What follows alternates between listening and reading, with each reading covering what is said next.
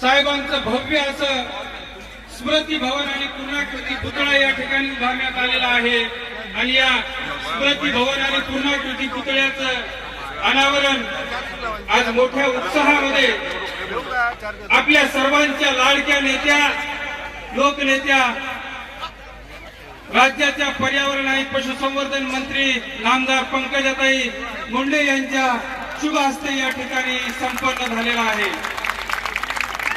या कार्यक्रमासाठी आपल्या सर्वांचे लाडके नेते माजी मंत्री धनंजयजी मुंडे साहेब सुद्धा या ठिकाणी उपस्थित आहेत आणि मी इतर मान्यवरांचं या ठिकाणी नाव घेणार नाही। मी माफी मागतो सर्वांची, कारण व्यासपीठावर आपल्याला सर्वांची भाषा झोप आली नाही ना, भूक लागली का, तुम्हाला लागली त्याचं काय? तुम्ही असंच वेगळीला बोलवता उपाशीच पाठवता, खाऊ घालतात ना। माझा आहे वेगळा कार्यक्रम आहे, माझा वेगळा आहे, माझं उभं आपलं पिठलं भाकरी वगैरे आहे।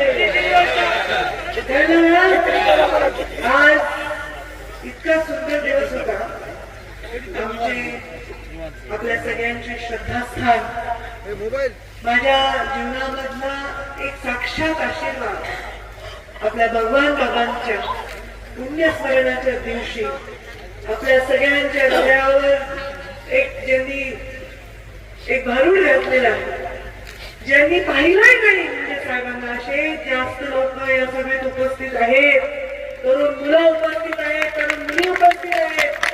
या सगळ्यांच्या हृदयाला भारी घालणाऱ्या, आपल्यासाठी एक दैवताचं स्थान मिळणाऱ्या म्हणजे साहेबांच्या पुतळ्याचं अनावरणाचा कार्यक्रम किती सुंदर संगमेर संगम। 2 एकर रान विका पण शिका असं म्हणणारे भगवान बाबा, आणि शिकत असताना आरक्षण देऊन समाजाला मुख्य प्रवाहात आणण्याची संधी देणारे मुंडे साहेब आज या दोघांचं स्मरण एका क्षणी आपल्याला या मंचावर उपस्थित माझे भाऊ भाऊ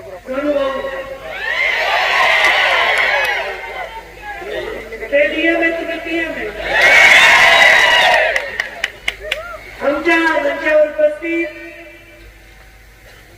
आमदार हे माझे भाऊ साहेब युवा मोर्चामध्ये होते, तेव्हा मी युवा मोर्चाचे अध्यक्ष होते महाराष्ट्राचे, आणि मुंडे साहेबांच्या जाण्यानंतर माझ्या संघर्ष यात्रेमध्ये खरं तर तुमचं तिकीट ठरलेलं आहे, आणि मुंडे साहेब त्यांच्या परिवारात तिकीट होतं हे नक्की होतं, पण एका कारणास्तव तुषारचा नाव समोर आला आणि तुषारचं तिकीट ठरलं आणि तुषार आमच्या भाऊ आमदार झाले। मंचावर उपस्थित आमचे पाहुणे, खरं तर धनंजयचे पाहुणे म्हणून आता, पण आम्ही पीएम डीएम एका मंचावर असल्यामुळे आमचेच पाहुणे, आम्ही तर अण्णा म्हणतो गोविंदांना, त्यांना मी उभे चिडवायला होते नेमल्याला बघून तुमच्या चेहऱ्यावर लावलं काही। मंचावर उपस्थित माझे आमदार, ज्यांनी शेतकऱ्यांच्या चळवळीसाठी जीवन वेचलं आणि शरद जोशींच्या चळवळीतून जून बंदी उठवण्यासाठी मोठं योगदान देण्याचं काम केलं, ते भोगले साहेब। त्यांच्यावर उपस्थित माझे आमदार रोहितराजे चव्हाण, आमच्या बहिणी भाजपच्या, त्यांच्या भाजपकडून आलेल्या प्रणिताताई चिखलीकर, मंचावर उपस्थित मनोहर दांडे, देवीदासजी राठोड, मायापळाचे सरपंच जनार्दन तिडके, म्हणजे मला इथे बोलवण्यामध्ये या कार्यक्रमामध्ये योगदान देणाऱ्यापैकी एक महत्वाचं नाव। मंचावर उपस्थित मुक्तेश्वर धोंगे, चंद्रसेन पाटील, बाजीराव मुक्तेश्वर धोंगे,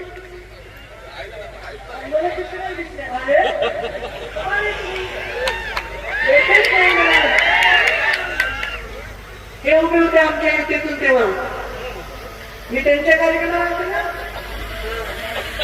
मी पण काम केलंय, काही काल आलेलं आहे, 25 वर्ष आहे मला तुला।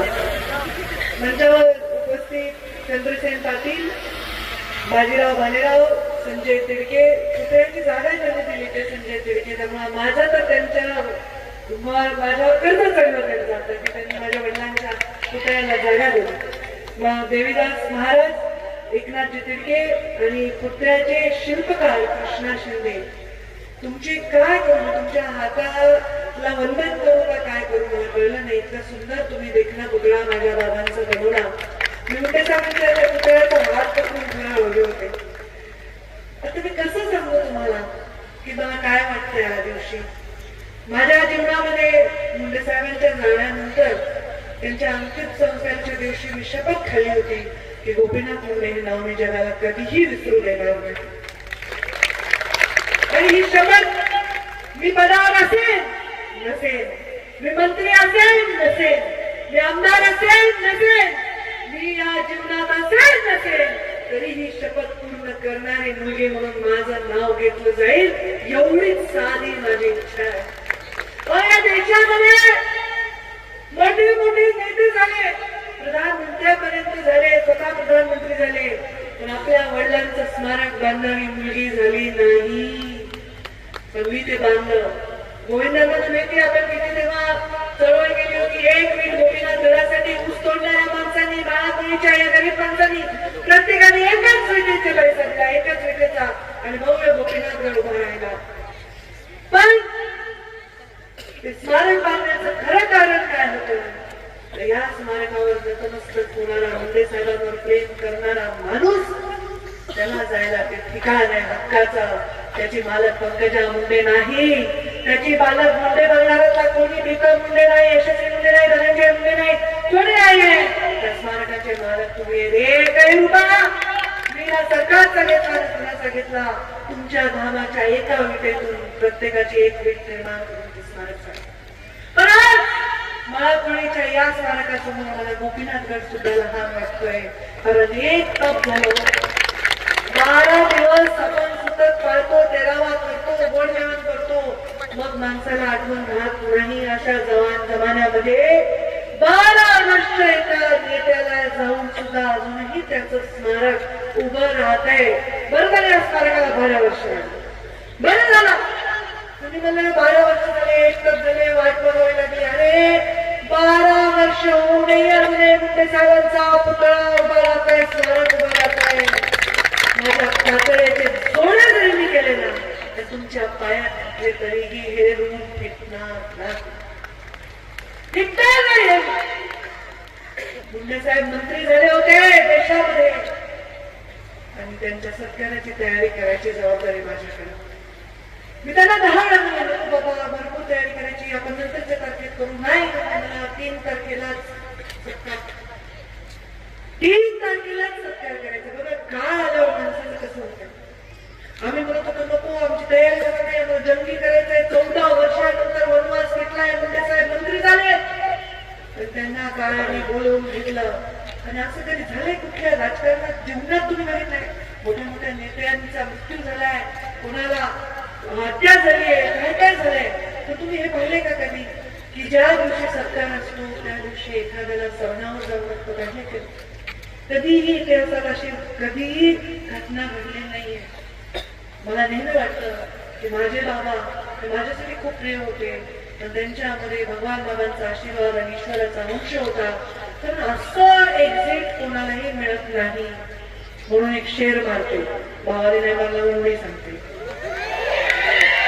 जिंदगी में कुछ इस तरह निभाया अपना किरदार, जिंदगी में कुछ इस तरह निभाया अपना किरदार, पर्दा गिर चुका है, तालियां फिर भी बज रही. आणि गोपीनाथ मुंडे नाव घेतलं तर मावल्या माझ्या डोळ्याला पदर नव्हता. म्हातारा एखादा शेतकरी पागोटा बांधलेला, त्याची खोल गेलेले आजारी मृत्यूची वाट पाहणारे डोळे सुद्धा पाणवतात. आणि एक चिमुकला माझ्या बाबांच्या गोपीनाथ मुंडेंच्या जयंतीच्या पुण्यतिथीच्या दिवशी फोटोच्या समोर डोकं घेऊन पाया पडतो. वर्ष 1.5 वर्षाचं लेकरू, त्याला गोपीनाथ मुंडे माहितीये, त्यांनी पाहिले, तर तो म्हणतो आमचे साहेब. साहेब नाव एकालाच शकतं, अरे 40 साहेब नाव मला काय दिलं? मुंडे साहेब गेले तेव्हा आम्ही वेगळे होतो ना, एक नव्हतो. साहेब कुणाला म्हणायचं आम्ही आता? मग माझ्या कार्यकर्त्यांनी ठरवलं, किंवा आरटीसीचा हयात नाही, त्यांनी ठरवलं काही आम्ही तुम्हाला काही साहेब नाही, काही साहेब म्हणणं हे फार मोठं भार आहे. मुंडे साहेबांच्या जीवनात संघर्ष नाही होता, पण त्यांचा संघर्ष हा तपश्चर्या होता. त्यांचा संघर्ष हा संघर्ष केला ऊस तोडणाऱ्या कामगारांसाठी, त्यांनी संघर्ष केला मागासलेल्या वंचितांसाठी, पीडितांसाठी, दलितांसाठी, पक्षाच्या भूमिकेसाठी आयुष्याचा प्रत्येक क्षण वेगळा. तर सामान्य माणसाच्या भूमिकेमध्ये जर पक्षाची भूमिका आली तर मुंडे साहेबांनी सामान्य माणसाची भूमिका घेतली. प्रत्येक निर्णयामध्ये निर्भीडपणे मुंडे साहेब सामोरे गेले आणि म्हणूनच आज मृत्यूनंतरही 12 वर्षानंतरही त्यांच्या पुतळ्याचं अनावरण होतं आणि जणू काही दिवाळी या काळात साजरी होते अशा प्रकारचं वातावरण. 12 ज्योतिर्लिंगांचं दर्शन झालं माझं आज तुमच्याकडे. मोठा कार्यक्रम केला. काय पैसे येतील तुमच्याकडे? 6.5 कोटी तुम्ही जमवले. कमाल आहे तुमची. कुठं करेल तुम्ही? तुम्हाला माहिती काय कथा आहे, शंकराचार्य जेव्हा भिक्षा मागूनच खायचे तर ते भिक्षा मागायला प्रत्येकाच्या घरी जायचे तर त्यांना भिक्षा नाही मिळाली. एका गरीबाच्या झोपडीत गेले. एका बाईने त्याच्या घरी फक्त एक तांदळाचा दाना होता. तो तांदळाचा दाना काढून त्यांना दिला. त्यांच्या डोळ्यामधून अश्रू व्हायला लागले आणि त्यांनी एक स्तोत्र रचलं आणि त्यांना सोन्याचा पाऊस पडला. कारण ती बाई खूप श्रीमंत होती कारण तिच्याकडे एकच दाना होता तांदळाचा, तो पण तिने दिला. बाबा हे तुला म्हणजे ते माझ्या घरात दुसरं काही नाही. त्यामुळे तुमचे दान खूप महत्वाचे. तुमचे 6.5 कोटी म्हणजे 650 कोटी सारखे आणि तुमच्या या 6.5 कोटी तुम्ही एकत्र करून 12 ज्योतिर्लिंगांचं मंदिर बनवताय. मुंडे साहेबांचं स्मारक किती सुंदर बनवताय तुम्ही. खाली व्यायाम शाळा आणि वर वाचनालय. तरुणांना काय पाहिजे? जे मुंडे साहेबांनी बंद केलं ते काय पाहिजे? काय बंद केलं? मग दारू पाहिजे का? हो काय पाहिजे का? मी तर घरी आलो हे कोणत्याही स्टँडर्डचा नवरा दारू पिणारा बायकोला सुद्धा दोनच्या धमके देतो रोज बायका. म्हणून दारू मुंडे साहेबांनी बंद केली. मग काय पाहिजे तरुण पिढीसाठी? मुंडे साहेबांनी आपल्याला मुख्य प्रवाहात आणलं. डॉक्टर झाले, इंजिनियर झाले. मी एक दिवशी एक्सप्रेस हायवे वरून पुण्याला चालले. माझ्या बाजूने गाडी चालली. त्या गाडीमधली एक चांगली सुशिक्षित परिवार होता. छान गॉगल बिगल घातलेलं कुटुंब होतं. एका मुलीने एक कागद मला असं दाखवलं. पटपट लिहिलं. मला म्हणून सारखी ओव्हरटेक करत होती, हॉल वाजवत होती. काय बघा हिला एवढं ओव्हरटेक करते. मी गाडी थोडी स्लो केली. कागद दाखवला. मुंडे साहेबांमुळे आम्ही इंजिनियर झालो. मग भगवान काय म्हणले? 2 मिनिटावर शिका. मुंडे साहेब काय म्हणले? शिक्षण येते पण तुमची परिस्थिती नाही तर हे घ्या तुम्हाला ह्या सवलती आहेत. आणि आज मुंडे साहेबांच्या तरुणांनी काय करावं? सशक्त देह कमवा. आम्ही असं हनुमान चालिसा मिळावी, खंड बैठका करा, व्यायाम करावा. पण दुसरीकडे काही दारू बिरू असल्या व्यसनाला लागू नये. आणि दुसरं काय करावं? वाचनालय अभ्यास करा. त्या मानाचे मुंडे साहेबांचं स्मारक इतकं मुंडे साहेबांना शोभणार बनवलं. काय बघा बाईक काही दुसऱ्याने लावले का आमच्या नावावर काय तर असं हे नसतं ना. तर मुंडे साहेबांनी हे स्मारक तुम्ही अत्यंत योग्य बनवलं. त्याबद्दल मी तुमचे सर्वांचे अभिनंदन करते. आणि मुंडे साहेबांचा वारसा हा तेजाचा आहे.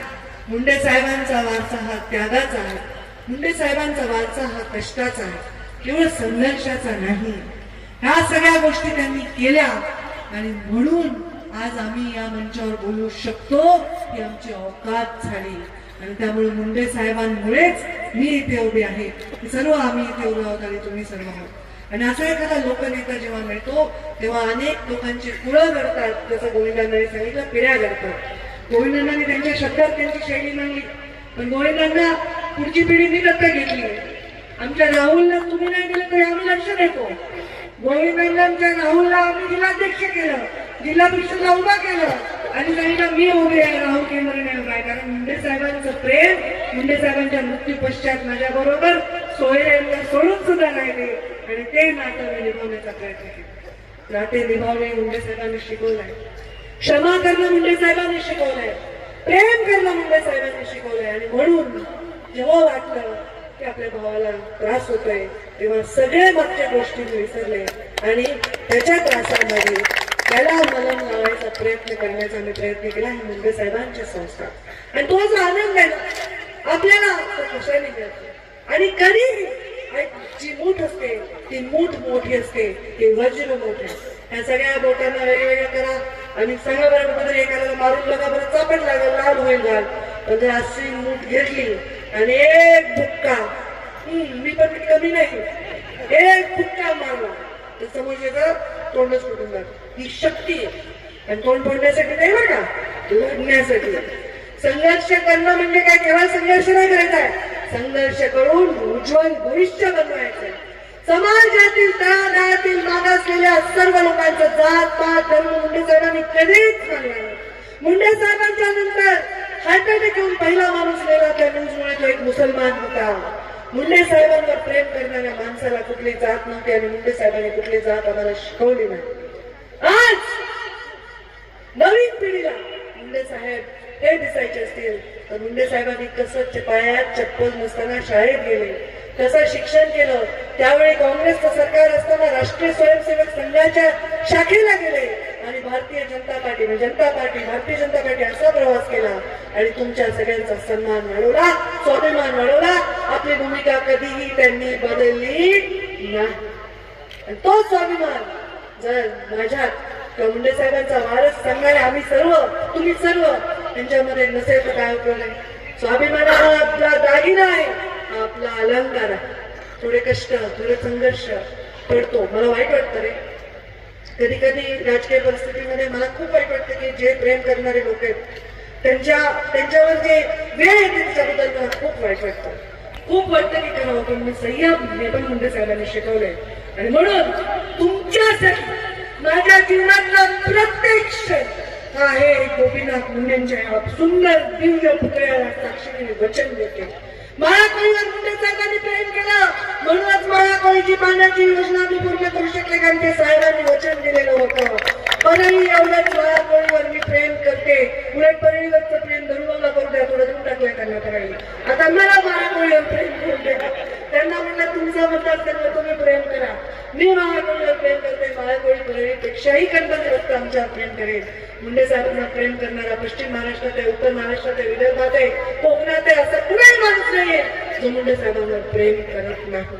आणि हे प्रेम जर मिळवायचं असेल तर आपलं जीवन तसं आपलं आचरण असलं पाहिजे. कुणाला नकही लागलं नाही पाहिजे, कुणाचं वाईट आपल्या हातून झालं नाही पाहिजे, कुणाचं जीवन उद्ध्वस्त झालं नाही पाहिजे. आपल्या हातून झालं पाहिजे ते केवळ आणि केवळ कल्याण. आणि हे कल्याण करण्याची भूमिका राजकारणामध्ये घेत असताना मला तुमच्या आशीर्वादाची सदैव गरज आहे. आज मंत्री आहे नाही आहे यांनी काही फरक पडत नाही. मी नव्हतं ना 5 वर्ष, कुठे जिवंत त्यांना म्हणून नाही गेले आहे ना. कशामुळे तुम्ही मला ताकद दिली, तुम्ही माझ्यावर प्रेम केलं, माझ्या एका हातीला दसऱ्याला आला, माझ्या मुंडे साहेबांच्या गोपीनाथ मेळावर आला. किंवा तुम्हाला बघितलं तर मला वाटतं मी मंत्री झाले हा वेगळा विषय. तुम्हाला बघितलं तर कोण एवढं पळते, किती तुम्ही पळलं ते आज त्या रॅलीमध्ये लेकर नुसते धूम पळायला गाडीच्या सोबत, नुसते त्या बाया बिचाऱ्या सगळ्या तिथे येऊन बघायला उंबर ठेवून काही कशा आहेत गावात गेले होते मी दर्शनाला. अरे ह्या मला प्रत्येक हळूच एक जण म्हणले मी तुमचे व्हिडिओ बघते, मी तुमच्यासाठीच व्हिडिओ करते हा भावड्याला. तर तुम्ही काय यांच्यासाठी येत नाही मुंबईला वगैरे कुठे दसरा मिळाला गर्दीत. मग मला तुम्हाला बघायचं असेल आणि तुमच्याशी संबंध माझा एक नातं निर्माण करायचं असेल तर हे उत्तम मार्ग होता. आणि माझे व्हिडिओ तुम्ही बघता, दरवेळी कुठे गेले की सांगता ताई तुमची पूजा आम्हाला आवडते, आम्ही तुमचा व्हिडिओ बघतो, ताई आम्ही तुम्हीच बघतो. मला लहान मुलं मेसेज करतात, एकाने तर मेसेज केला की ताई मला दोन्ही पायाने तुमचे व्हिडिओ रोज बघते पण मला तुम्हाला भेटायची इच्छा आहे. हेच मुंडे साहेबांचं वचन पूर्ण करण्याचं लक्षण आहे. हे वचन सदैव आम्ही पूर्ण करत राहू, सदैव समाजाच्या वंचित पीडित घटकासाठी करत राहू.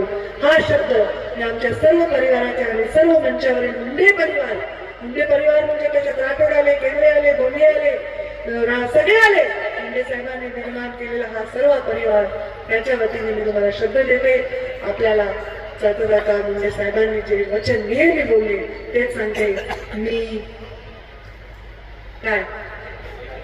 मी थकणार नाही, मी रुकणार नाही, मी तुम्हा समोर कधीही झुकणार, मी उठणार नाही, मी मारणार नाही, मी गोपीनाथ मुंडे यांच्या विचारांचा घेतलेला वसा कधीही टाकणार नाही. मग तुम्ही पण मला वचन देणार की नाही? थोडी मजा ठीक आहे, प्रश्न विश्न शिट्ट्या बिट्ट्या सगळं ठीक आहे, पण मुंडे साहेबांना साजेचं जीवन जगा, कष्ट करा, स्वाभिमानांच्यावर वचन आहे का? नाही का? कोणाकडे वचन काही तुझ्याकडे हात वर करा. संघर्ष म्हणायला सोपा आहे, जगायला सोपा नाहीये. या संघर्षासाठी तुमच्या सर्वांचा हात वर झाला पाहिजे आणि माझ्या बरोबर तुम्ही मुंडे साहेबांच्या नावाने घोषणा दिली पाहिजे. अमर रहे, अमर रहे. अमर रहे, अमर रहे. Monday to Sunday. Monday to Sunday. आवाज बहुजनांचा.